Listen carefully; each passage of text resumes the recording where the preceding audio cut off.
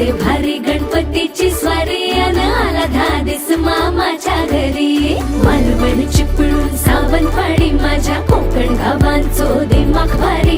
दिसते भारी गणपतीची स्वारी माझ्या कोकणा वाटे तुम्ही वलवा गाडी.